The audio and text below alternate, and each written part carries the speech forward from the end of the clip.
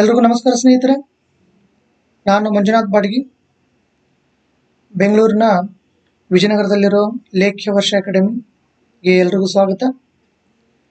ಇಂದು ಶಿಕ್ಷಕರ ದಿನಾಚರಣೆ, ಹಾಗಾಗಿ ಎಲ್ರಿಗೂ ಶಿಕ್ಷಕರ ದಿನಾಚರಣೆಯ ಶುಭಾಶಯಗಳು. According to me, teachers are born, they are not made. So I will be dedicating this video to all the teachers out there. ಇಂದು ಈ ಒಂದು ವಿಡಿಯೋದಲ್ಲಿ ಕಳೆದ ವರ್ಷದ IAS ಫಿಲಿಮ್ಸ್ನಲ್ಲಿ ಬಂದಿರೋ ಉಳಿದ ಮೆಂಟಲ್ ಎಬಿಲಿಟಿ ಪ್ರಶ್ನೆಗಳನ್ನು ನೋಡೋಣ ಸ್ನೇಹಿತರೆ. ಮೊದಲಿಗೆ 9ನೇ ಪ್ರಶ್ನೆ, ಮೊದಲನೇ ಪ್ರಶ್ನೆ, 9th ಪ್ರಾಬ್ಲಮ್. ಈಗ ನಾವು ಇದರಲ್ಲಿ ಸಿರೀಸ್ ನಾವು ಮಾಡ್ತಾ ಇರೋದು ಎ ಸಿರೀಸ್ ಸ್ನೇಹಿತರೆ. 2019 CSET ಪಾರ್ಟ್ 1 ಆಲ್ರೆಡಿ ಆಗಿದೆ, this is part 2. Okay, so ಮೊದಲನೇ ಪ್ರಶ್ನೆ, 9ನೇ ಪ್ರಶ್ನೆ ನೋಡೋಣ ಸ್ನೇಹಿತರೆ. 1 ರಿಂದ 1000 ನಾವು ಎಲ್ಲಾ ಸಂಖ್ಯೆನ ಬರಿತಾ ಹೋದರೆ 5 ಎಷ್ಟು ಬಾರಿ ನಮ್ಮ ಕೈಯಿಂದ ಬರಿತೀವಿ? That is the meaning of this problem. Okay, so 1 2 3 4 5 6 ಹೀಗೆ ನೀವು 1000 ಬರೆದ್ರೆ 5 ನಿಮ್ಮ ಕೈಯಿಂದ ಎಷ್ಟು ಬಾರಿ ಬರೆಯಲ್ಪಡುತ್ತದೆ? That is the meaning of this. So ಸ್ನೇಹಿತರೆ, ನೀವೆಲ್ಲರೂ ಇಲ್ಲಿ ಈ ರ್ಯಾಂಡಮ್ ಮೆಥಡ್ ಯೂಸ್ ಮಾಡಿಬಿಟ್ರೆ ಒಂದಿಲ್ಲ ಒಂದು ಮಿಸ್ ಆಗೇ ಆಗುತ್ತೆ. ಹಾಗಾಗಿ ಒಂದು ಕ್ರಮವನ್ನು ಅನುಸರಿಸೋಣ.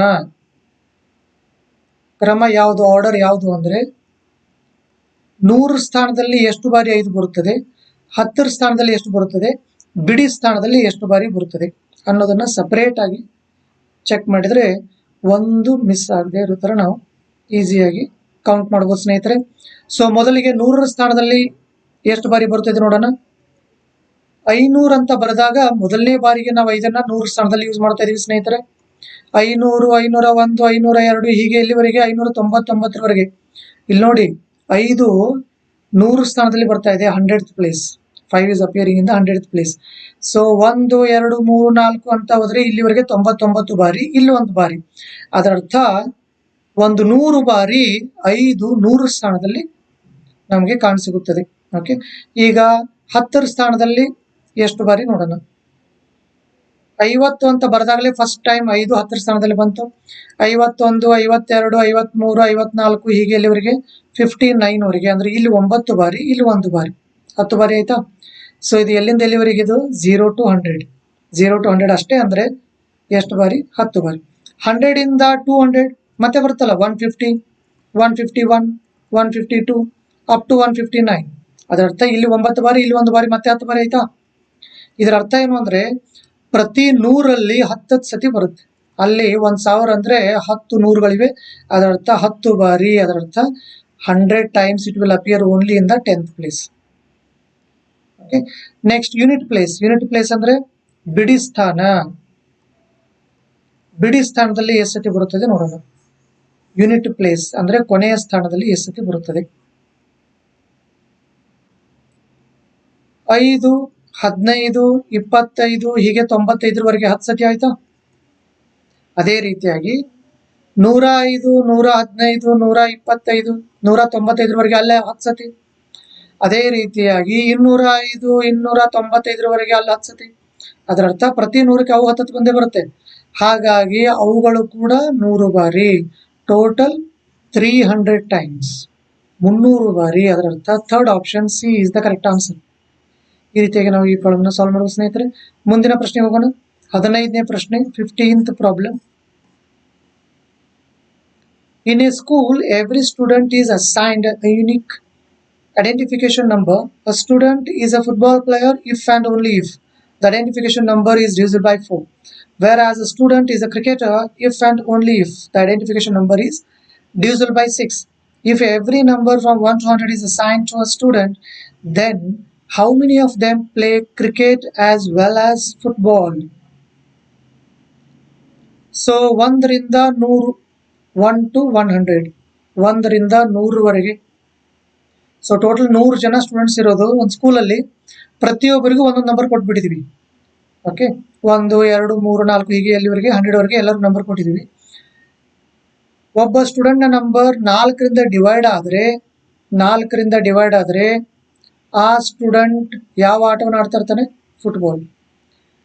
ಸ್ಟೂಡೆಂಟ್ ನಂಬರ್ 6ರಿಂದ ಡಿವೈಡ್ ಆದ್ರೆ ಅವನು ಯಾವ ಆಟವನ್ನು ಆಡ್ತಾ ಇರ್ತಾನೆ? ಕ್ರಿಕೆಟ್.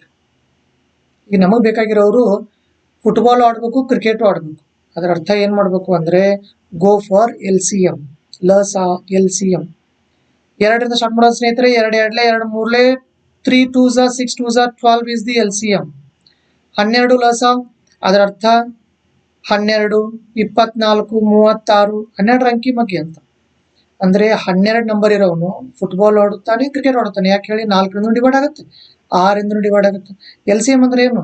ಎರಡೂ ಸಂಖ್ಯೆಗಳಿಂದ ಭಾಗವಾಗುವಂತ ಸಂಖ್ಯೆ ಗಳಿಂದ. This is the crucial word. 12 is the least number which is divisible by ಬಂತು ಅಂದ್ರೆ it is a case of LCM. So 4ರಿಂದ ಡಿವೈಡ್ ಆಗುತ್ತೆ, 6ರಿಂದ ಡಿವೈಡ್ ಆಗುತ್ತೆ, 12 ಅದು LCM. ಅಷ್ಟೇ ಅಲ್ಲ, ಅದೇ ಅತ್ಯಂತ ಚಿಕ್ಕದು. 12 ಚಿಕ್ಕದು. 12 ಅಂಕಿ ಮಗ್ಗಿ ಹೇಳ್ತಾ ಹೋದ್ರೆ ನಮಗೆ CMಗಳು ಸಿಗ್ತಾ ಹೋಗ್ತವೆ. LCM ಮಲ್ಟಿಪಲ್ CMಗಳು, ಸಾಗಳು.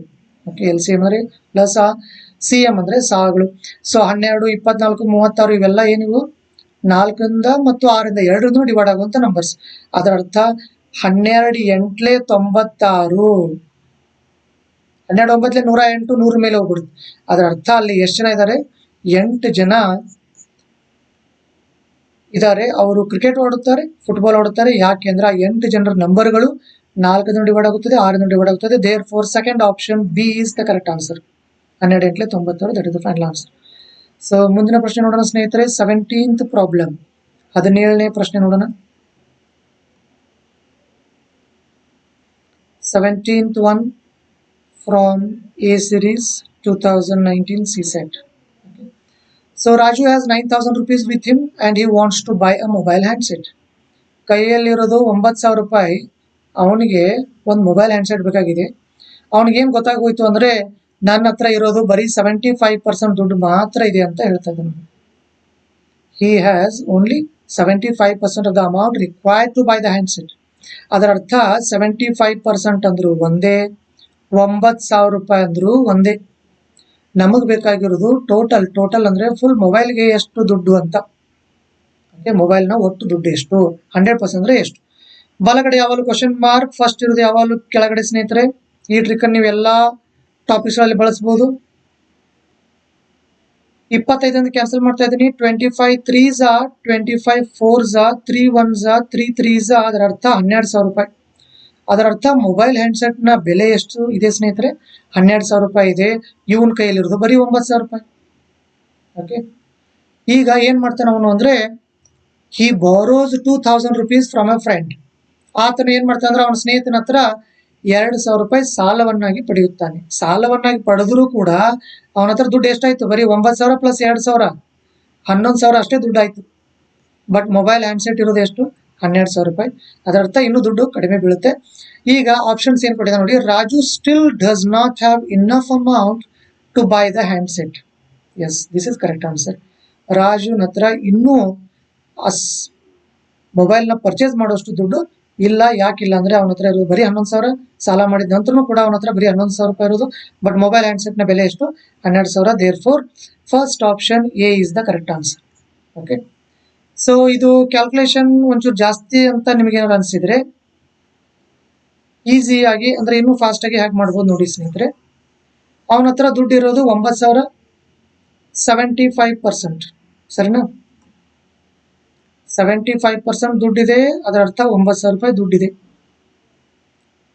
ಇದರಲ್ಲಿ 3 ಪೀಸ್ ಮಾಡಿದ್ರೆ 25% ಅದು 3 ಆಗಲ್ಲ. ಇದರಲ್ಲೂ 3 ಪೀಸ್ ಮಾಡಿ 3,000 3 ಆಗುತ್ತೆ. ಸರಿನಾ? 75% ಅವನ ಹತ್ರ ದುಡ್ಡು ಆಲ್ರೆಡಿ ಇದೆ ಅಂದ್ರೆ ಇನ್ನು 25% ದುಡ್ಡು ಅವನಿಗೆ ಬೇಕು ಪರ್ಚೇಸ್ ಮಾಡ್ಲಿಕ್ಕೆ. ಅದರ ಅರ್ಥ ಇನ್ನು ಎಷ್ಟು ದುಡ್ಡು ಬೇಕು? 3,000 ರೂಪಾಯಿ ಬೇಕು. ಇನ್ನು 3,000 ರೂಪಾಯಿ ಬೇಕು. ಆದ್ರೆ ಬರೀ ಅವನು ಸಾಲ ಮಾಡ್ತಾ ಇರೋದು 2,000 ರೂಪಾಯಿ. ಹಾಗಾಗಿ ದುಡ್ಡು ಇನ್ನು ಕಡಿಮೆ ಆಗುತ್ತೆ. ಅಂದ್ರೆ Raju still does not have enough amount to buy the handset. ಇದೆಲ್ಲವನ್ನು ನಾವು ಮೈಂಡ್ ಅಲ್ಲಿ ಮಾಡ್ಲಿಕ್ಕೆ ಸಾಧ್ಯ ಇದೆ ಸ್ನೇಹಿತರೆ. This problem can be solve without using pen and paper. ಮತ್ತೆ ನೋಡಿ ಎಷ್ಟು ಉದ್ದ ಕೊಟ್ಟಿದ್ದಾನೆ ಪ್ರಾಬ್ಲಮ್ ಅನ್ನ, ಹೌದಾ?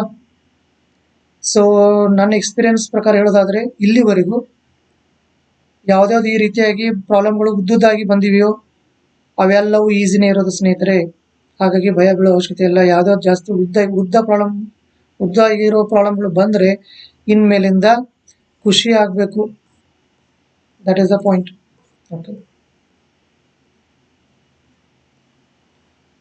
ಯಾಕೆ ಅಂದ್ರೆ ಜಾಸ್ತಿ ಉದ್ದುದ ಕೊಟ್ರೆ ಎಲ್ಲ ಇನ್ಫಾರ್ಮೇಶನ್ ಅವನಿಗೆ ಕೊಡ್ತಾ ಇರ್ತಾನೆ. ಹಾಗಾಗಿ ನಾವು ಕಂಡು ಹಿಡಿದು ಕಡಿಮೆ ಆಗ್ತಾ ಹೋಗುತ್ತೆ ಸ್ನೇಹಿತರೆ. ಓಕೆ, ಎಲ್ಲ ಅವನಿಗೆ ಕೊಟ್ರೆ ನಾವು ಕಂಡು ಹಿಡಿಯಬೇಕಾಗಿರೋದು ಕಡಿಮೆ ಆಗುತ್ತೆ. ಆ ರೀತಿಯಲ್ಲಿ ನಾವು ಪಾಸಿಟಿವ್ ಆಗಿ ವಿಚಾರ ಮಾಡಬೇಕು. ಓಕೆ, ಸೊ ಮುಂದಿನ ಪ್ರಶ್ನೆ 31st problem from the same question paper. 31ನೇ ಪ್ರಶ್ನೆ ನೋಡೋಣ ಸ್ನೇಹಿತರೆ. All members of a club went to Mumbai. ಒಂದು ಕ್ಲಬ್ನ ಎಲ್ಲ ಸದಸ್ಯರು ಹೋಗಿದ್ದಾರೆ? ಮುಂಬೈಗೆ ಹೋಗಿದ್ದಾರೆ. Okay, and stayed in a hotel. ಒಂದು ಹೋಟ್ಲಲ್ಲಿ ಎಲ್ಲರೂ ತಂಗಿದ್ದಾರೆ. ಆನ್ ದ ಫಸ್ಟ್ ಡೇ, ಮೊದಲನೇ ದಿನ ಏನಾಯ್ತು ಅಂದ್ರೆ 80% ಜನ ಎಲ್ಲಿಗೆ ಹೋಗ್ತಾರೆ ಅಂದ್ರೆ ಎದ್ಬಿಟ್ಟು ಶಾಪಿಂಗ್ ಹೋಗ್ತಾರೆ. 80% ಜನ ಶಾಪಿಂಗ್ ಹೋಗ್ತಾರೆ. 50% ಜನ ಸೈಟ್ ಸೀಯಿಂಗ್ ಹೋಗ್ತಾರೆ. Site seeing. 10% ಜನ ಅಲ್ಲೇ ರೆಸ್ಟ್ ಮಾಡಿಬಿಡ್ತಾರೆ. ಓಕೆ, ರೆಸ್ಟ್ ಮಾಡಿಬಿಡ್ತಾರೆ. ಈಗ ನೋಡಿ, ಶಾಪಿಂಗ್ಗೆ ಒಂದು ಸರ್ಕಲ್, ಸೈಟ್ ಸೀಯಿಂಗಿಗೆ ಒಂದು ಸರ್ಕಲ್. ವೆನ್ ಡಯಾಗ್ರಾಮ್ ಹಾಕಿ ನೋಡೋಣ. ಇದು ಹೋಟೆಲ್. ಓಕೆ, ಇದು ಹೋಟೆಲ್. ಈಗ ಒಂದು ಸರ್ಕಲ್ ಶಾಪಿಂಗ್ಗೆ, ಇನ್ನೊಂದು circle site seeing. Okay, 10% rest. ಅದರ ಅರ್ಥ ಇವರು ಶಾಪಿಂಗ್ ಹೋಗಿಲ್ಲ, ಸೈಟ್ ಸೀಯಿಂಗ್ ಹೋಗಿಲ್ಲ. ಅವ್ರೆಲ್ಲಿ ಬಂದ್ಬಿಡ್ತಾರೆ ಸ್ನೇಹಿತರೆ? Outside the rings but within the boundaries of the hotel. Okay, so 10% first ಬರೆದ್ಬಿಡಿ ಔಟ್ಸೈಡ್. ಅದರ ಅರ್ಥ ಒಳಗಡೆ ಎಷ್ಟು ಜನ ಆಗ್ಬೇಕು ಹೇಳಿ ಸ್ನೇಹಿತರೆ? 90% ಆಗ್ಬೇಕು. ಸರಿನಾ? ಒಳಗಡೆ ಎಷ್ಟು ಜನ ಆಗ್ಬೇಕು? ಸರ್ಕಲ್ ಒಳಗಡೆ 90% ಆಗ್ಬೇಕಾ? 80% ಶಾಪಿಂಗ್, 50% ಸೈಟ್ ಸೀಯಿಂಗ್. ಅಂದ್ರೆ ಟೋಟಲ್ ಎಷ್ಟು ತೋರಿಸ್ತಾ ಇದೆ ಸ್ನೇಹಿತರೆ? 130 ತೋರಿಸ್ತಾ ಇದೆ. ಬಟ್ ಎಷ್ಟು ತೋರಿಸ್ಬೇಕಾಗಿತ್ತು? 90% ತೋರಿಸ್ಬೇಕಾಗಿತ್ತು. ಎಷ್ಟು ಎಕ್ಸ್ಟ್ರಾ ತೋರಿಸ್ತಾ ಇದೆ ಸ್ನೇಹಿತರೆ? 40% ಎಕ್ಸ್ಟ್ರಾ ತೋರಿಸ್ತಾ ಇದೆ. ಎಕ್ಸ್ಟ್ರಾ ಯಾಕೆ ತೋರಿಸ್ತಾ ಇರುತ್ತೆ ಅಂದ್ರೆ ಅವರು ಎರಡು ಅಟೆಂಡ್ ಆಗ್ತಾ ಇರ್ತಾರೆ. ಅಂದ್ರೆ ಶಾಪಿಂಗ್ ಹೋಗ್ತಾ ಇರ್ತಾರೆ, ಸೈಟ್ ಸೀಯಿಂಗ್ ಹೋಗ್ತಾ ಇರ್ತಾರೆ. ಅದರ ಅರ್ಥ ಈ 40% ಅನ್ನ ನಾವು ಫಸ್ಟ್ ಎಲ್ಲಿ ಬರೆಯೋಣ ಸ್ನೇಹಿತರೆ? ಸೆಂಟ್ರಿಗೆ ಬರೆಯೋಣ. Because they are doing both. Okay, ಈಗ ಶಾಪಿಂಗ್ ಬಗ್ಗೆ ನೋಡೋಣ. ಶಾಪಿಂಗ್ 80% ತೋರಿಸ್ಬೇಕು ಸ್ನೇಹಿತರೆ. ಶಾಪಿಂಗ್ ಆಲ್ರೆಡಿ 40% ತೋರಿಸ್ತಾ ಇದೆ. ಬ್ಯಾಲೆನ್ಸ್ 40% ಈ ಸೈಡ್ ಬರೆಯೋಣ. ಸೈಟ್ ಸೀಯಿಂಗ್ 50% ತೋರಿಸ್ಬೇಕು. ಆಲ್ರೆಡಿ 40% ತೋರಿಸ್ತಾ ಇದೆ. Balance 10% here. ಈಗ ನೋಡಿ, ಸರ್ಕಲ್ ಒಳಗಡೆ 90 ಆಯ್ತು, ಔಟ್ಸೈಡ್ 10 ಆಯ್ತು, ಟೋಟಲ್ 100 ಆಯ್ತು. That is one thing. Shopping 80 ಆಯ್ತು, ಸೈಟ್ ಸೀಯಿಂಗ್ 50 ಆಯ್ತು. Everything is all right with the when diagram. Now let us read the problem.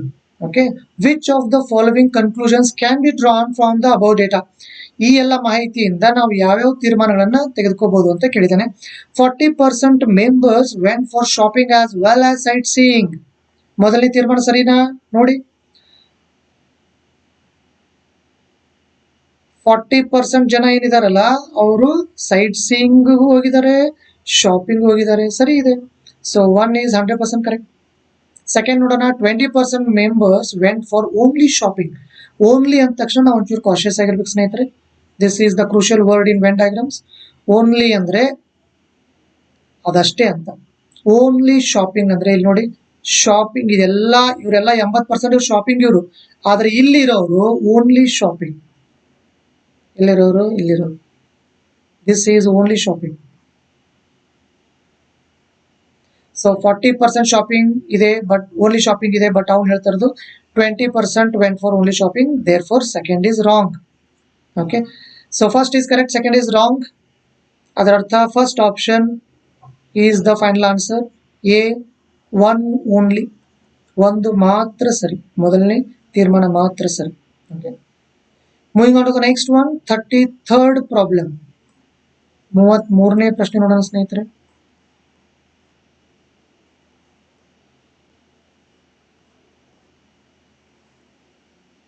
ಮೂವತ್ಮೂರನೇ ಪ್ರಶ್ನೆ, ಮುಂದಿನ ಪ್ರಶ್ನೆ.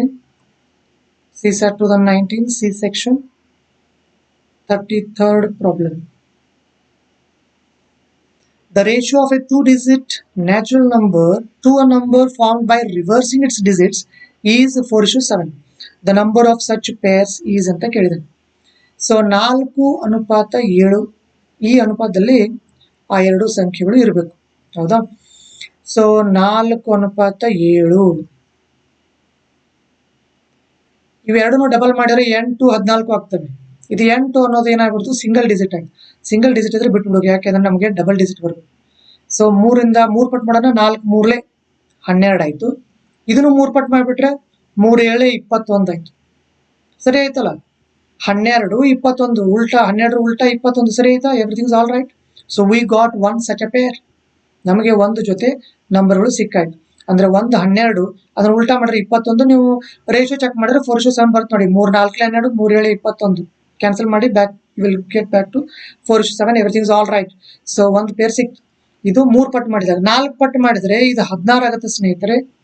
ಅದು 28 ಆಗುತ್ತೆ. 16 ಉಲ್ಟಾ ಮಾಡಿದ್ರೆ 28 ಆಗುತ್ತಾ? ಆಗಲ್ಲ. ಓಕೆ, ಅದು ಬಿಟ್ಬಿಡಿ. 5 ಪಟ್ಟು ಮಾಡಿ ನೋಡಿದ್ರೆ ಇದು 20 ಆಗುತ್ತೆ. ಅದು 5 4 20. 20 ಅಂದ್ರೆ 0 2 ಎಂದು ಬರಲ್ಲ, ಅದು ಬಿಟ್ಬಿಡಿ. ಸೊ 5 ಪಟ್ಟು ಆಯ್ತು. 6 ಪಟ್ಟು ಮಾಡೋಣ. 6 4 24. 6 7 42 ಸರಿ ಆಯ್ತಲ್ಲ. 24 ಉಲ್ಟಾ 42. Everything is all right. ಬೇಕಾದ್ರೆ ನೀವು ರೇಷಿಯೋ ಚೆಕ್ ಮಾಡಿ ನೋಡಿ. 6 ಇಂದ ಕ್ಯಾನ್ಸಲ್ ಮಾಡಿ 6 4 6 7. Everything is all right. 4:7 ಬಂತು. Everything is all right. So 6 ಪಟ್ಟು ಸರಿ. 7 ಪಟ್ಟು ಮಾಡಿ ನೋಡೋಣ. 7 4 28. 7 7 49. ರಿವರ್ಸ್ ಆಗಲಿಲ್ಲ, ಬಿಟ್ಬಿಡಿ. 8 ಪಟ್ಟು ಮಾಡೋಣ. 8 4 32. 8 7 56. ಅದು ಆಗಲಿಲ್ಲ, ಬಿಟ್ಬಿಡಿ. 9 ರಿಂದ ನೋಡೋಣ. 9 4 36. 9 7 63 ಸರಿ ಆಯ್ತು ನೋಡಿ. 36 63 ರಿವರ್ಸ್.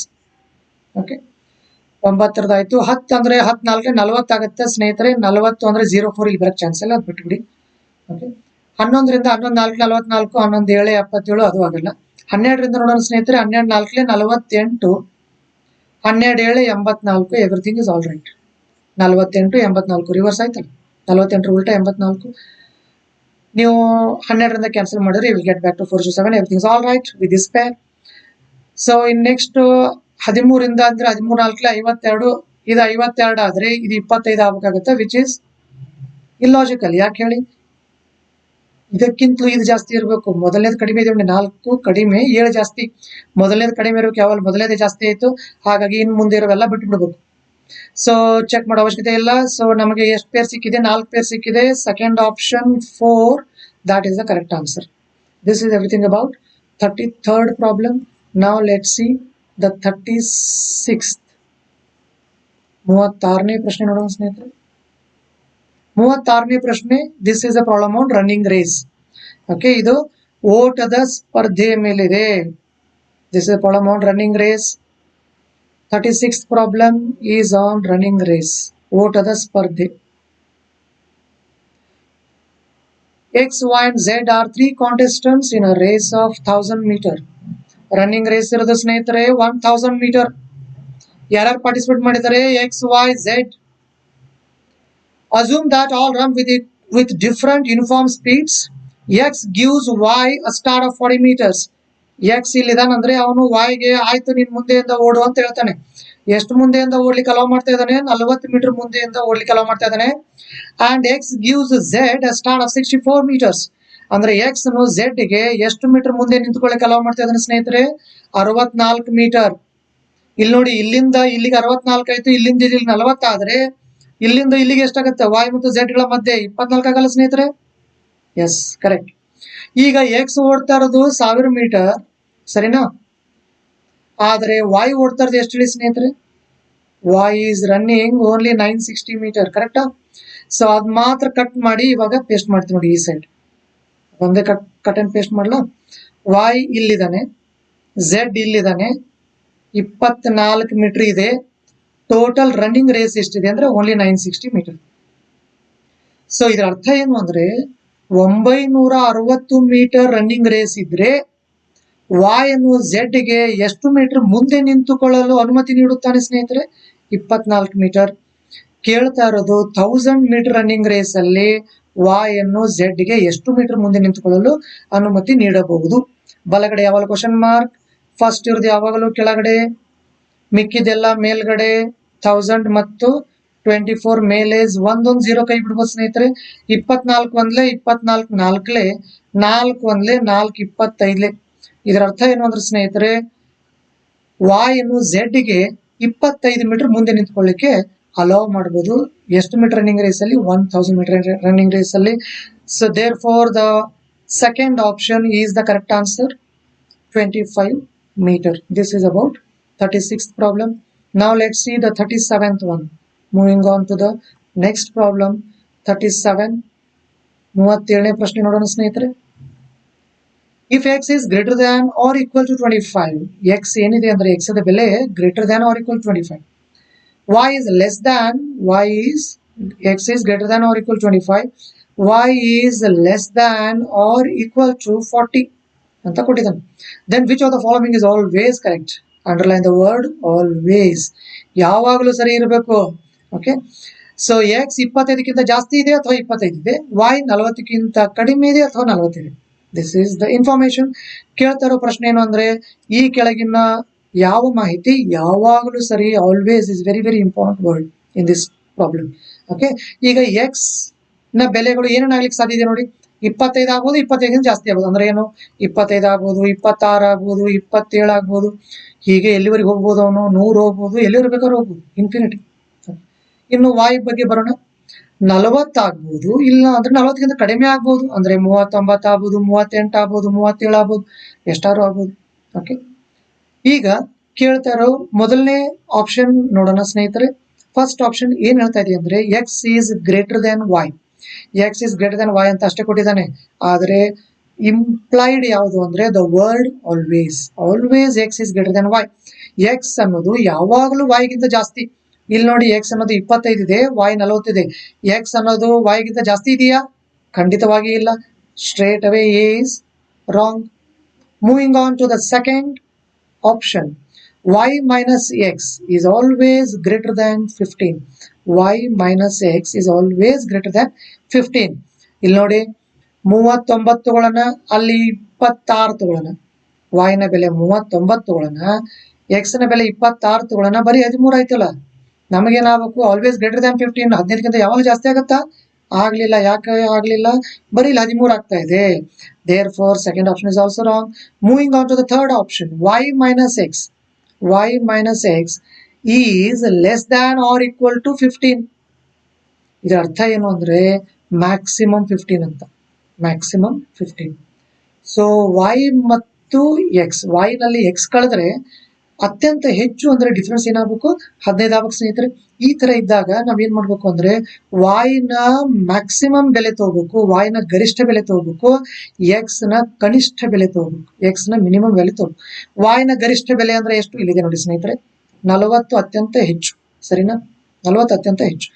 x ಅತ್ಯಂತ ಕಡಿಮೆ, x ನ ಅತ್ಯಂತ ಕಡಿಮೆ ಬೆಲೆ 25 ತಗೋಬೇಕು. 40 ಮೈನಸ್ 25 15 ಆಯ್ತಾ? So everything is all right. Maximum 15 ಆಗೋದು. ಯಾಕೆ? 15ಕ್ಕಿಂತ ಕಡಿಮೆ ಆಗುತ್ತೆ, 15 ಜಾಸ್ತಿ ಅಂತೂ ಆಗಲ್ಲ. ನೋಡಿ, 40ರಲ್ಲಿ 26 ಕಳೆದ್ಬಿಡಿ. 40 ಮೈನಸ್ 26 ಅಂದ್ರೆ 14. 14 ಅಂದ್ರೆ ಏನು? 15ಕ್ಕಿಂತ ಕಡಿಮೆ ಆಯ್ತಲ್ಲ. ನೀವಿನ್ ಯಾವ್ದಾದ್ರು ವ್ಯಾಲ್ಯೂಸ್ ತಗೊಂಡು ನೋಡಿ ಸ್ನೇಹಿತರೆ, 15ಕ್ಕಿಂತ ಕಡಿಮೆನೇ ಆಗುತ್ತದೆ. ಅದು ಇಲ್ಲಿ ಮಾತ್ರ. ಅಂದ್ರೆ y ನ ಬೆಲೆ ಮ್ಯಾಕ್ಸಿಮಮ್, x ನ ಬೆಲೆ ಮಿನಿಮಮ್ ತೆಗೆದುಕೊಂಡಾಗ ನಿಮಗೆ ಮ್ಯಾಕ್ಸಿಮಮ್ ಡಿಫ್ರೆನ್ಸ್ ಗೊತ್ತಾಗುತ್ತದೆ. ಅದು ಟ್ರಿಕ್ ಅಷ್ಟೇನೆ. ಸೊ 15 ಅಥವಾ 15ಕ್ಕಿಂತ ಕಡಿಮೆ. Everything is all right with the third option. Therefore third option is the correct answer. This is about the 37th problem. Moving on to the 54th problem. Next problem, 54th. 54ನೇ ಪ್ರಶ್ನೆ ನೋಡೋಣ ಸ್ನೇಹಿತರೆ. 52, 53, 54ನೇ ಪ್ರಶ್ನೆ. ಮುಂದಿನ ಪ್ರಶ್ನೆ 54. A series 2019 CSAT. 54th problem. Consider the following sequence that follows some arrangement. Okay, C ಇದೆ, ಬಿಟ್ಟ ಸ್ಥಳ ತುಂಬಿರಿ A C C A A, ಮತ್ತೆ ಬಿಟ್ಟ ಸ್ಥಳ ತುಂಬಿರಿ A A, ಬಿಟ್ಟ ಸ್ಥಳ ತುಂಬಿರಿ B C, ಬಿಟ್ಟ ಸ್ಥಳ ತುಂಬಿರಿ B. ಇದು ಒಂದು ಸಿರೀಸ್, ಇದು ಒಂದು ಸರಣಿ. ಇಲ್ಲಿ ಯಾವುದೋ ಒಂದು ಲಾಜಿಕ್ ಯೂಸ್ ಮಾಡಿ ಬರೆದಿರ್ತಾನೆ ಸ್ನೇಹಿತರೆ. ಆ ಲಾಜಿಕ್ ಯಾವ್ದು ಅನ್ನೋದು ನಾವು ಹುಡುಕ್ಬೇಕು. ಆ ಲಾಜಿಕ್ ಹುಡುಕ್ಲಿಕ್ಕೆ ಕೆಲವೊಂದಿಷ್ಟು ಟ್ರಿಕ್ಸ್ಗಳಿವೆ. So let me give you some of the tricks. ಇಲ್ಲಿ ನೋಡಿ, ಫಸ್ಟ್ ಟ್ರಿಕ್ ಏನಂದ್ರೆ, ನಾವು ಮೇಲ್ನೋಟಕ್ಕೆ ಅವು ಎಷ್ಟಿದಾವ ಅಂತ ಫಸ್ಟ್ ಕ್ಯಾಲ್ಕುಲೇಟ್ ಮಾಡ್ಬೇಕು.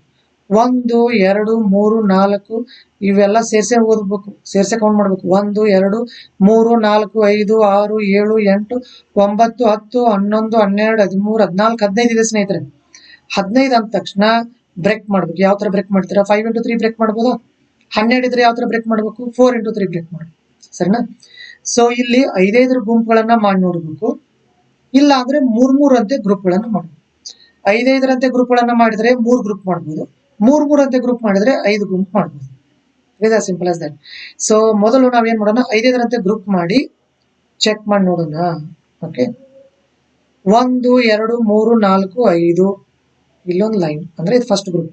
1 2 3 4 5 ಸೆಕೆಂಡ್ ಗ್ರೂಪ್. 1 2 3 4 5 third group. ಸರಿ ಆಯ್ತಾ? ಈಗ ಗ್ರೂಪ್ ನ ಕೊನೆಗೆ ನೋಡ್ತಾ ಬರೋಣ. ಕೊನೆಗೆ ಸಿ ಅಂತ ಇದೆ. ಅದಕ್ಕಿಂತ ಮುಂಚೆ ಇಲ್ಲಿ ನೋಡಿ ಸ್ನೇಹಿತರೆ, ನಾವು ಸೀರಿಯಲ್ ಆಗಿ ಬರಿತಾ ಹೋದ್ರೆ ಎ ಬಿ ಸಿ ಸೀರಿಯಲ್ ಆಗಿ ಕಂಟಿನ್ಯೂಸ್ ಆಗಿ ಬರಿತಾ ಹೋಗಿ. ಈ ತರ ಬರಿತಾ ಹೋದಾಗ ನಾವೇನನ್ನು ಅಬ್ಸರ್ವ್ ಮಾಡ್ಬೋದು ನೋಡಿ ಸ್ನೇಹಿತರೆ. ಸಿ ಆದ ನಂತರ ಎ ಬರುತ್ತದೆ, ಎ ನಂತರ ಬಿ ಬರುತ್ತದೆ. ಕರೆಕ್ಟಾ? ನೋಡಿ ಅದೇ ತರ ಇದೆಯಲ್ಲ ನೋಡಿ, 2 ಸಿಗಳು 2 ಎಗಳು. ಸಿ ಆದ ನಂತರ ಎ ಬಂತು, ಎ ನಂತರ ಏನ್ ಬರ್ಬೇಕು? ಬಿ ಬರ್ಬೇಕಲ್ಲ. ಇಲ್ಲಿ ಬಿ ಬರೋಕೆ 2 ಬಿ ಬರ್ಬೇಕು. ಈಗ ಸಿ ನಂತರ ಕೊನೆ 2 ಅಕ್ಷರಗಳನ್ನ ಅಷ್ಟೇ ನಾನು ಅಬ್ಸರ್ವ್ ಮಾಡ್ತಾ ಇದೀವಿ. 2 ಸಿ 2 ಎ. ಈಗ ನೆಕ್ಸ್ಟ್ ಏನಾಗಬೇಕು ಸ್ನೇಹಿತರೆ? 2 ಬಿ ಗಳಾಗಬೇಕು. ಇಲ್ಲೊಂದು ಬಿ ಇದೆ, ಒಂದು ಬಿ ಜಾಯಿನ್ ಮಾಡಿ. ಸರಿ ಆಯ್ತಾ? ಮತ್ತೆ ಈಗ ಸ್ಟಾರ್ಟಿಂಗ್ 2 ನೋಡೋಣ. ಸ್ಟಾರ್ಟಿಂಗ್ 2 ಇಲ್ಲಿ ಒಂಚೂರು ಕಷ್ಟ ಇದೆ. ಇಲ್ಲಿ ನೋಡೋಣ. ಸ್ಟಾರ್ಟಿಂಗ್ 2 ಏನಿದೆ? 2 ಎಗಳಿವೆ. ಇಲ್ಲಿ ಒಂದೇ ಬಿ ಇದೆ ನೋಡಿ. ಒಂದೇ ಬಿ ಇನ್ನೊಂದು ಬಿ ಬರೀಬೋದಲ್ಲ ಸ್ನೇಹಿತರೆ. ಇಲ್ಲಿ 2 ಎಗಳು 2 ಬಿಗಳು ಅಂದ್ರೆ ಸಿ ಆದ ನಂತರ ಎ ಬರ್ಬೇಕು, ಎ ನಂತರ ಬಿ ಬರ್ಬೇಕು. ನೋಡಿ ಇಲ್ಲಿ 2 ಸಿಗಳು ಸ್ಟಾರ್ಟಿಂಗ್, ಇಲ್ಲಿ ಸ್ಟಾರ್ಟಿಂಗ್ 2 ಎಗಳು, ಸ್ಟಾರ್ಟಿಂಗ್ 2 ಬಿಗಳು. ಎಲ್ಲ ಸರಿ ಐತಲ್ಲ. 2 ಸಿ 2 ಎ 2 ಬಿ. ಎ ಆದ ನಂತರ ಸಿ ಆದ ನಂತರ ಎ ನಂತರ ಬಿ. ಆಯ್ತಾ? ಈ ಮಧ್ಯಕ್ಕೆ ಇರೋದನ್ನ ಅಬ್ಸರ್ವ್ ಮಾಡೋಣ ಸ್ನೇಹಿತರೆ. ಮಧ್ಯಕ್ಕೆ ಎ ಇದೆ, ಎ ನಂತರ ಯಾವ್ದು ಬರ್ಬೇಕು ಸ್ನೇಹಿತರೆ? ಇಲ್ಲಿ ಎ ನಂತರ ಬಿನೇ ಬರ್ಬೇಕು. ಅಂದ್ರೆ ಮಧ್ಯಕ್ಕೆ ಬಿ ಬರಿಬೇಕು. ಇಲ್ಲಿ ಮಧ್ಯಕ್ಕೆ ಸಿ ಇದ್ದೇ ಇದೆ. Everything is all right. So starting 2 ಸಿಗಳು 2 ಎಗಳು 2 ಬಿಗಳು. C A B, that is the C A B ಅನ್ನೋದು ಒಂದು ಆರ್ಡರ್ ಅದು. ಓಕೆ, ಮಧ್ಯಕ್ಕೆ ಎ ಇದೆ, ಬಿ ಎ ನಂತರ ಬಿನೇ ಬರಬೇಕು, ಬಿ ನಂತರ ಸಿನೇ ಬರಬೇಕು. ಸರಿ ಇದೆ. ಲಾಸ್ಟ್ಗೆ ಸಿ 2 ಸಿಗಳು 2 ಎಗಳು 2 ಬಿಗಳು ಅಂದ್ರೆ ಸೀರಿಯಲ್ ಆಗಿದೆ. ಸಿ ನಂತರ ಏನೇ ಬರುತ್ತೆ, ಎ ನಂತರ ಬಿನೇ ಬರುತ್ತೆ. Everything is all right. So ಈಗ ನಾವ್ ಎಲ್ಲೆಲ್ಲಿ ಫಿಲ್ಅಪ್ ಮಾಡಿದೀವಿ ನೋಡ್ಕೊಳ್ಳಿ. ಇಲ್ಲೊಂದು ಫಿಲ್ಅಪ್ ಮಾಡಿದ್ವಿ ಸಿ, ಇಲ್ಲಿ ಬಿ ಫಿಲ್ಅಪ್ ಮಾಡಿದೀನಿ, ಇಲ್ಲಿ 2 ಬಿ ಫಿಲ್ಅಪ್ ಮಾಡಿದೀನಿ. ಅದರ ಅರ್ಥ C B B B. This is the final answer. So the correct answer is second option B. Okay, this is about the 54th problem. Now let's see the 57th. 57ನೇ ಪ್ರಶ್ನೆ ನೋಡೋಣ ಸ್ನೇಹಿತರೆ. 57ನೇ ಪ್ರಶ್ನೆ ಯಾವುದರ ಮೇಲೆ ಇದೆ ಅಂದ್ರೆ ಡೈರೆಕ್ಷನಲ್ ರೀಸನಿಂಗ್, ದಿಕ್ಕುಗಳ ಮೇಲಿನ ಸಮಸ್ಯೆಗಳು. ಡೈರೆಕ್ಷನಲ್ ರೀಸನಿಂಗ್, ದಿಕ್ಕುಗಳು. ಓಕೆ, ಸೊ ದಿಕ್ಕುಗಳ ಮೇಲಿನ ಸಮಸ್ಯೆಗಳು. ಎಸ್ಪೆಷಲಿ ಒಂಚೂರು ಪ್ರಾಬ್ಲಮ್ ಅನ್ನ ಟಫ್ ಮಾಡಬೇಕು ಅಂದ್ರೆ ಅವನು ಪೈಥಾಗರಸ್ ಥಿಯರಂ ಬರೋ ತರ ಅವನು ಪ್ರಾಬ್ಲಮ್ ಅನ್ನ ಸೆಟ್ ಮಾಡ್ತಾನೆ ಸ್ನೇಹಿತರೆ. ಪೈಥಾಗರಸ್ ಥಿಯರಂ ಅಲ್ಲಿ ಇಂಪಾರ್ಟೆಂಟ್ ವಿಚಾರಗಳು ಏನಂದ್ರೆ ಪೈಥಾಗರಸ್ನ ತ್ರಿವಳಿಗಳು, ಪೈಥಾಗೋರಿಯನ್ ಟ್ರಿಪ್ಲೆಟ್ಸ್. ತ್ರಿವಳಿಗಳನ್ನ ಒಂದ್ಸತಿ ಬರೆದು ಬಿಡ್ತೀನಿ, ನೋಡ್ಕೊಳ್ಳಿ. 3 4 5 ಕಂಟಿನ್ಯೂಸ್ ಆಗಿ ಈಸಿ ನೆನ್ಪಿಡ್ಬೋದು. ಎಲ್ಲ ಡಬಲ್ ಮಾಡಿಬಿಟ್ರೆ ಇನ್ನೊಂದು ತ್ರಿವಳಿ ಸಿಗುತ್ತೆ. 3 4 5 6 8 10. ಟ್ರಿಬಲ್ ಮಾಡಿದ್ರೆ ಮತ್ತೊಂದು ಸಿಗುತ್ತೆ. 4ರಿಂದ ಮಲ್ಟಿಪ್ಲೈ ಮಾಡಿ, 5ರಿಂದ ಮಲ್ಟಿಪ್ಲೈ ಮಾಡಿ, 6ರಿಂದ ಮಲ್ಟಿಪ್ಲೈ ಮಾಡಿ. ಈ ತರ ನಾವು ತ್ರಿವಳಿಗಳನ್ನ ಬರೀಬಹುದು ಸ್ನೇಹಿತರೆ. 12 13 ಕಂಟಿನ್ಯೂಸ್ ನಂಬರ್ಗಳಿವೆ. 12 ಡಬಲ್ 24 25 ಕಂಟಿನ್ಯೂಸ್ ನಂಬರ್ಗಳಿವೆ. 2 + 3 5, 2 + 5 7. ಈ ತರ ಇವುಗಳನ್ನ ಎರಡನ್ನ ನೆನ್ಪಿಡ್ಬೋದು. ಇನ್ನೊಂದು ಯಾವ್ದನ್ನ ಈಸಿ ನೆನ್ಪಿಡ್ಬೋದು ಅಂದ್ರೆ 15 8 2017. ಅದರ ಅರ್ಥ 2017ರ ಸ್ವಾತಂತ್ರ್ಯ ದಿನಾಚರಣೆಯ ವಿಶೇಷತೆ ಏನಾಗಿತ್ತು ಅಂದ್ರೆ ಸ್ನೇಹಿತರೆ, ಅದು ಒಂದು ಪೈಥಾಗೋರಸ್ನ ತ್ರಿವಳಿಯಾಗಿತ್ತು. 15 8 17. This is a Pythagorean triplet. ಪೈಥಾಗೋರಸ್ನ ತ್ರಿವಳಿ ಅಂತ ಹೇಗೆ ಗೊತ್ತಾಗುತ್ತದೆ ಸ್ನೇಹಿತರೆ? ಯಾವ್ದು ದೊಡ್ಡದಿದೆ ನೋಡ್ಬೇಕು. ಯಾವ್ದು ದೊಡ್ಡದಿದ್ರಲ್ಲಿ 17 ದೊಡ್ಡದ, 17 ಮಾಡ್ಬೇಕು. 17 ಎಷ್ಟು? 289. ಸರಿನಾ? ಇವು ಎರಡು ಸ್ಕ್ವೇರ್ ಮಾಡಿ ಕೂಡಿಸಿದ್ರೆ ಅಷ್ಟೇ ಬರ್ಬೇಕು ಸ್ನೇಹಿತರೆ. 15 ಎಷ್ಟು? 225. 8 ಎಷ್ಟು? 64. ಇವೆರಡು ಕೂಡಿಸಿದ್ರೆ ಎಷ್ಟು ಬರುತ್ತದೆ? 289. ಅದಕ್ಕೆ ಪೈಥಾಗೋರಸ್ ಥಿಯರಂ ಅಂತ ಹೇಳೋದು. ಆದ್ರೆ ನಿಮಗೆ ಪೈಥಾಗೋರಸ್ ಥಿಯರಂ ಕಲಿಯುವ ಅವಶ್ಯಕತೆ ಇಲ್ಲ. ಆತನ ತ್ರಿವಳಿಗಳನ್ನ ಬೈಹ್ಯಾರ್ಟ್ ಮಾಡಿಬಿಟ್ರೆ the job is done. So ಈ ಪ್ರಾಬ್ಲಮ್ ಕೂಡ ಅಷ್ಟೇ. ಇದು ಕೂಡ ಉದ್ದಾನೂ ಇದೆ, ಭಯನೂ ಬೀಳಿಸುತ್ತೆ, ಆದ್ರೆ very very easy problem. Okay, especially if you know these triplets. ಪೈಥಾಗೋರಸ್ನ ತ್ರಿವಳಿಗಳನ್ನ ಬೈಹ್ಯಾರ್ಟ್ ಮಾಡಿಬಿಟ್ರೆ you can easily solve it. A started from his house and walked 20 meters towards east. So ಆತನು ಏನ್ ಮಾಡ್ತಾನೆ ಅಂದ್ರೆ ವಾಕಿಂಗ್ ಸ್ಟಾರ್ಟ್ ಮಾಡ್ತಾನೆ. ಈಸ್ಟ್ ಈಸ್ಟ್ ಅಂದ್ರೆ ಯಾವುದು ಸ್ನೇಹಿತರೆ? ಪೂರ್ವ ದಿಕ್ಕು ಅಂದ್ರೆ ಬಲಗಡೆ. ಎ ಎಷ್ಟು ಮೀಟರ್ ನಡ್ಕೊಂಡು ಹೋಗ್ತಾನೆ ಸ್ನೇಹಿತರೆ? 20 ಮೀಟರ್. Where is friend B joined him, ಅಲ್ಲಿ ಆತನ ಸ್ನೇಹಿತ ಬಿ ಕೂಡ ಜಾಯಿನ್ ಆಗ್ತಾನೆ ಅವನ ಜೊತೆ. ಜಾಯಿನ್ ಆಗಿ they together walked 10 meters in the same direction, ಮತ್ತೆ ಇಬ್ರು ಸೇರಿ ಇನ್ನೊಂದು 10 ಮೀಟರ್ ಹೋಗ್ತಾರೆ. ಸರಿನಾ? ಈಗ ಏನಾಗುತ್ತೆ ನೋಡಿ, ಫಸ್ಟ್ ಸ್ಟಾರ್ಟಿಂಗ್ ಎ 20 ಮೀಟರ್ ಬರ್ತಾನೆ, ಅದೇ ದಿಕ್ಕಿನಲ್ಲಿ ಬಿ ಜೊತೆ 10 ಮೀಟರ್ ಇಬ್ರು ಸೇರಿ ಕಂಟಿನ್ಯೂ ಮಾಡ್ತಾರೆ. Then A turned left, A ಯು ಎಡಗಡೆ ಕಟ್ ಮಾಡ್ತಾನೆ. ಎಡಗಡೆ ಅಂದ್ರೆ ಮೇಲ್ಗಡೆ ಸ್ನೇಹಿತರೆ, ಇದು ಎ ಆ ಸೈಡ್ ಹೋಗ್ತಾನೆ. ಬಿ ಟರ್ನ್ಡ್ ರೈಟ್, ಬಿ ಯು ಬಲಗಡೆ ಕಟ್ ಮಾಡುತ್ತಾನೆ, ರೈಟ್ ಕಟ್ ಮಾಡುತ್ತಾನೆ.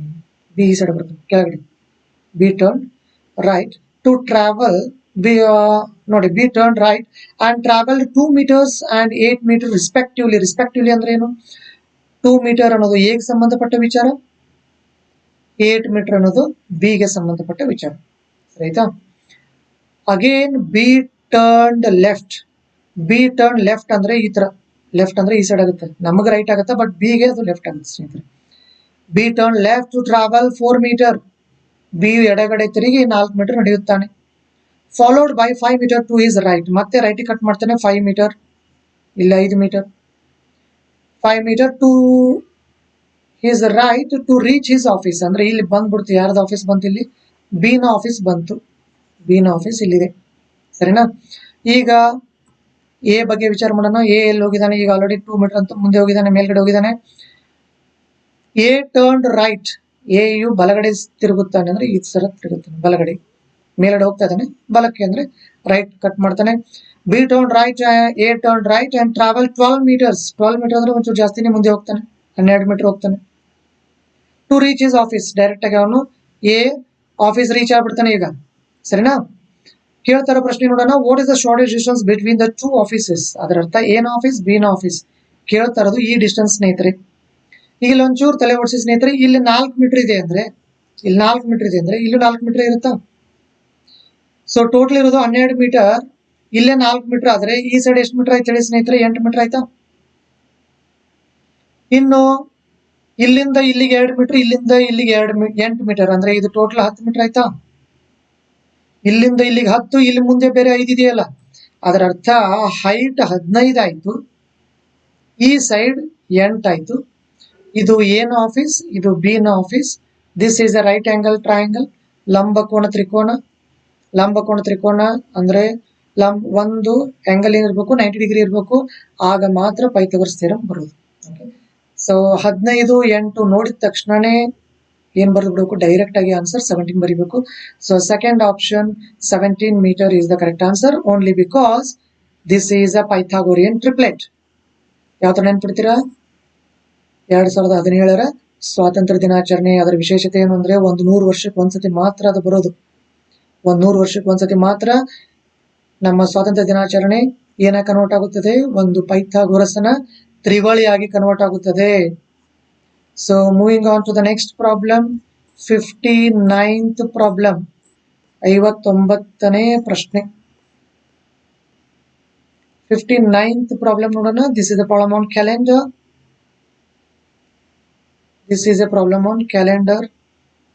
59ನೇ ಪ್ರಶ್ನೆ, ಎ ಸಿರೀಸ್ CSAT 2019. ಇಲ್ಲಿ ನೋಡಿ, ಒಂದು ಇಂಪಾರ್ಟೆಂಟ್ ವಿಚಾರ, ಯಾವುದೇ ನಾರ್ಮಲ್ ಇಯರ್ ಅಲ್ಲಿ ಸ್ನೇಹಿತರೆ ಅದು ಮತ್ತೆ ರಿಪೀಟ್ ಆಗೋದು ಎಷ್ಟು ವರ್ಷಗಳ ನಂತರ? ಬರ್ಕೊಳ್ಳಿ, 11 ವರ್ಷಗಳ ನಂತರ ಅಥವಾ 6 ವರ್ಷಗಳ ನಂತರ. ನಾರ್ಮಲ್ ಇಯರ್ ರಿಪೀಟ್ ಆಗೋದು ಎಷ್ಟು ವರ್ಷಗಳ ನಂತರ? 11 ಅಥವಾ 6. ಈಗ 2009 ಇದೆ, 11 ವರ್ಷಗಳ ನಂತರ ಅಂದ್ರೆ ಅವನು ಎಲ್ಲಿಗೆ ಹೋಗ್ಬಿಡ್ತಾನೆ? 2020ಗೆ ಹೋಗ್ಬಿಡ್ತಾನೆ. 2020 ಇದು ಲೀಪ್ ಇಯರ್, ಅಧಿಕ ವರ್ಷ, ಒಂದು ವಿಚಾರ. ಎರಡನೇ ವಿಚಾರ, ಅದಲ್ಲಿ ಆಪ್ಷನ್ಸ್ ಅಲ್ಲಿ ಕೊಟ್ಟೇ ಇಲ್ಲ. ಆಪ್ಷನ್ಸ್ ಅಲ್ಲಿ ಇಲ್ಲ 2018, 17, 16, 15 ಇದೆ. ಹಾಗಾಗಿ ನಾನು ಏನ್ ಹೇಳಿದೆ? 11 ಕೂಡಿಸ್ಬೇಕು ಅಥವಾ 6 ಕೂಡಿಸ್ಬೇಕು ಅಂತ ಹೇಳಿದೆ. ಸೊ 11 ಕೂಡಿಸಿದ್ರೆ ಆಗಲ್ಲ, ಅದು ಲೀಪ್ ಇಯರ್ ಆಗುತ್ತದೆ. ಇದು normal year, normal year repeat ಆಗಬೇಕು. ಹಾಗಾಗಿ ನಾವೇನ್ ಕೂಡಿಸೋಣ ಈಗ ಸ್ನೇಹಿತರೆ? 6 ಕೂಡಿಸ್ಬಿಡೋಣ, ಡೈರೆಕ್ಟ್ ಆಗಿ ಆನ್ಸರ್ ಸಿಗುತ್ತದೆ. ಇನ್ನೊಂದು ಇಂಪಾರ್ಟೆಂಟ್ ಪಾಯಿಂಟ್ ಸ್ನೇಹಿತರೆ, ಇಲ್ಲಿ 2000 ಅಧಿಕ ವರ್ಷ ಎಲ್ರಿಗೂ ಗೊತ್ತಿರೋ ವಿಚಾರ. 2004, 8 ಇವೆಲ್ಲ ಅಧಿಕ ವರ್ಷಗಳು. 4 ವರ್ಷ ಹಿಂದೆ, 4 ವರ್ಷ ಮುಂದೆ ಎಲ್ಲ ಅಧಿಕ ವರ್ಷಗಳು ಬರ್ತವೆ. ಓಕೆ. ಈಗ 2008 ಅಧಿಕ ವರ್ಷ ಇದೆ. ಈ ಅಧಿಕ ವರ್ಷದ ನಂತರ ಇಮಿಡಿಯೇಟ್ ಆಗಿ ಬಂದಿದೆಯಾ 2009 ನಾರ್ಮಲ್ ಇಯರ್, ಹೌದಾ? ಸೊ ಒಂದು ಅಧಿಕ ವರ್ಷ ಆಯ್ತು ಅಂದ್ರೆ ಇಮಿಡಿಯೇಟ್ ಆಗಿ ಒಂದು ನೆಕ್ಸ್ಟ್ ಏನು ಲೀಪ್ ಇದು ನಾರ್ಮಲ್ ಇಯರ್ ಬರುತ್ತಲ್ಲ, ಆ ತರ ಇದ್ದಾಗ ಆರ್ ಕೂಡಿಸಿ, ಆ ತರ ಇದ್ದಾಗ ಆರ್ ಕೂಡಿಸಿ, ಬೇರೆ ತರ ಇದ್ದಾಗ 11 ಕೂಡಿಸಿ. ಫಾರ್ ಎಕ್ಸಾಂಪಲ್ 2002 ಇದು ನಾರ್ಮಲ್ ಇಯರ್, ಕರೆಕ್ಟಾ? ಇದು ಇಮಿಡಿಯೇಟ್ ಆಗಿ ಬಂದಿದೆಯೇನು ಲೀಪ್ ಇಯರ್ ಆದ ತಕ್ಷಣ? ಇಲ್ಲ. ಯಾಕಿಲ್ಲ ಅಂದ್ರೆ 2000 ಲೀಪ್ ಇಯರ್, ಇಮಿಡಿಯೇಟ್ ಆಗಿ ಬರ್ಬೇಕಾದ್ರೆ 2001 ತಗೋಬೇಕು ನಾವು. 2001 ಇಲ್ಲ, ನಾವು ತಗೊಳ್ತಾ ಇರೋದು 2002. ಅದರ ಅರ್ಥ ಈ ಕಂಡೀಷನ್ ಸ್ಯಾಟಿಸ್ಫೈ ಆಗಲ್ಲ. ಹಾಗಾಗಿ ಇದನ್ನ ಬಿಟ್ಬಿಡಿ. 11 ವರ್ಷ ಕೂಡಿಸಿ 2013. ಇದರ ಅರ್ಥ ಏನಂದ್ರೆ 2002 ಯಾವ ಇದು 2002 ಇರೋ ಕ್ಯಾಲೆಂಡರ್ ಮತ್ತೆ ರಿಪೀಟ್ ಆಗೋದು ಯಾವಾಗ ಸ್ನೇಹಿತರೆ? 2013. ಸಿಂಪಲ್ ಆಗಿ ಹೇಳ್ಬೇಕು ಅಂದ್ರೆ ನಾರ್ಮಲ್ ಇಯರ್ ರಿಪೀಟ್ ಆಗ್ಬೇಕು ಅಂದ್ರೆ ಎಷ್ಟು ಕೂಡಿಸ್ಬೇಕು ಸ್ನೇಹಿತರೆ? 11 ಇಲ್ಲ ಅಂದ್ರೆ 6. 6 ಯಾವಾಗ? ಲೀಪ್ ಇಯರ್ ಆದ ತಕ್ಷಣ ಬಂದಿರ್ಬೇಕು. ಈ ತರ 2000 ಲೀಪ್ ಇಯರ್ ಆದ ತಕ್ಷಣ ಬಂದಿರ್ಬೇಕು 2001, ಆಗ ಮಾತ್ರ 6 ಕೂಡಿಸಿ. ನಾರ್ಮಲ್ ಕೇಸಲ್ಲಿ 11 ಕೂಡಿಸಿ. ಬಟ್ ಇಲ್ಲಿ ಏನಾಗಿದೆ ನಮ್ದು 2008 ಅಧಿಕ ವರ್ಷ, ಇದರ ನಂತರ ಇಮಿಡಿಯೇಟ್ ಆಗಿ ಬಂದಿದೆ 2009. ಹಾಗಾಗಿ ಇಮಿಡಿಯೇಟ್ ಇರೋದ್ರಿಂದ ಕಂಡೀಷನ್ ಸ್ಯಾಟಿಸ್ಫೈ ಆಗ್ತಾ ಇರೋದ್ರಿಂದ ಬರೀ 6 ಕೂಡಿಸಿದ್ರೆ ಸಾಕು ಸ್ನೇಹಿತರೆ. So you will get 2015. therefore the last option 2015 D is the correct answer. Next problem.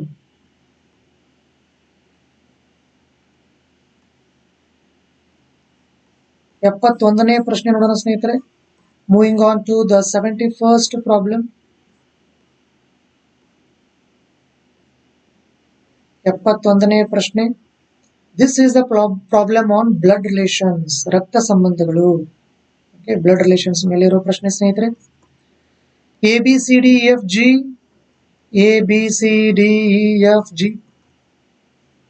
ಅಂತ ಎಷ್ಟು ಜನ ಇದ್ದಾರೆ? ಒಂದು 7 ಜನ ಇದ್ದಾರೆ ಒಂದು ಫ್ಯಾಮಿಲಿನಲ್ಲಿ. G is a widow. G ಒಬ್ಳು ವಿಧವೆ. And sister in law of D's father F. D ನ ಫಾದರ್ F ಇದಾನಲ್ಲ, ಅವನ ಸಿಸ್ಟರ್ ಇನ್ ಲಾ ಅಂದ್ರೆ ಒಂದ್ ತಲೆಯಲ್ಲಿ ಇಟ್ಕೊಂಡ್ಬಿಡಿ, ಗಂಡನ ಅಥವಾ ಹೆಂಡತಿಯ. ಇನ್ ಲಾ ಅಂದ್ರೆ ಏನು?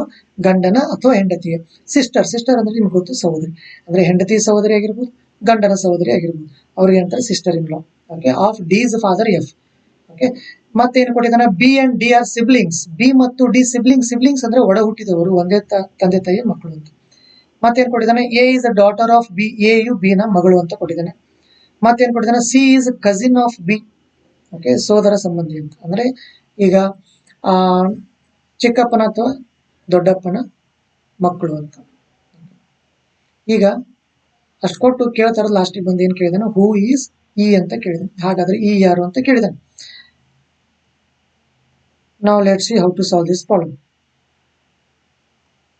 ಈಗ ನೋಡಿ ಸ್ನೇಹಿತರೆ, G is a widow and sister in law of D's father F.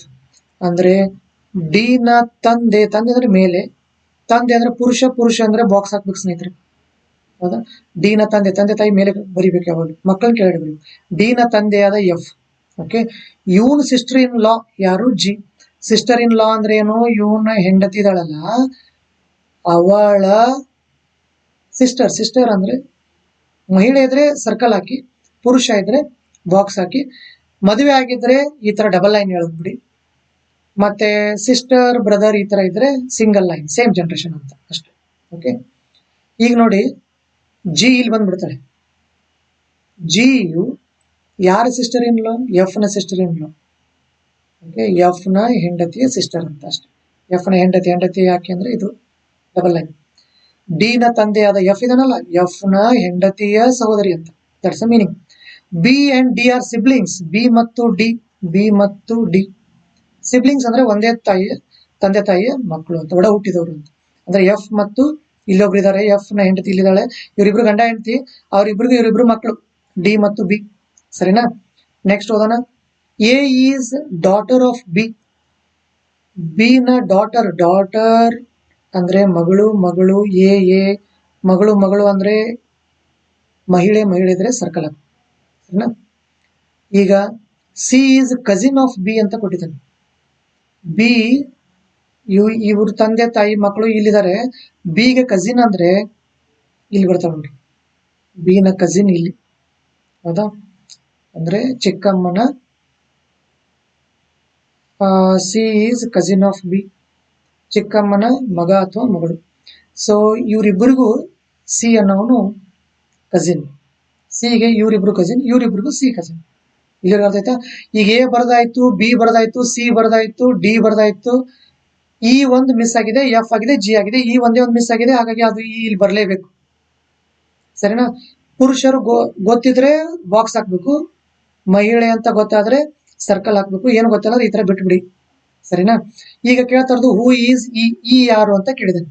Wife of F, F ನ ಹೆಂಡತಿ, ಅಫ್ಕೋರ್ಸ್ ಎಫ್ ನ ಹೆಂಡತಿ, ಎಫ್ ಗಂಡ, ಈ ಹೆಂಡತಿ. ಅದರ ಅರ್ಥ ಮೊದಲನೇದ್ದು 100% ಸರಿ ಇದೆ. Grand mother of A, grand mother of A ಅಂದ್ರೆ ಏನು? ಎ ನ ಅಜ್ಜಿ, ಎ ನ ಅಜ್ಜಿ ಇದಾಳೆ ನೋಡಿ, ಎ ಇರೋದು ಇಲ್ಲಿ, ಇವನ್ ಪೇರೆಂಟ್ಸ್ ಇಲ್ಲಿ, ಅವ್ರ ಪೇರೆಂಟ್ಸ್, ಸರಿ ಐತಲ್ಲ? ಅಂದ್ರೆ ಎ ನ ತಂದೆ ಅಥವಾ ತಾಯಿಯ ತಾಯಿ ಅಂದ್ರೆ ಅಜ್ಜಿ, ಸರಿ ಇದೆ. Everything is all right. So second is also correct.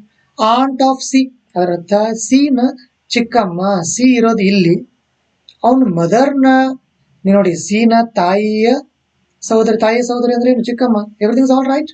So third is also correct. Therefore 1, 2, 3 all are correct. Therefore the correct answer is D, 1, 2 and 3. All the 3 are correct. Okay. So thank you very much for watching this video. Thank you.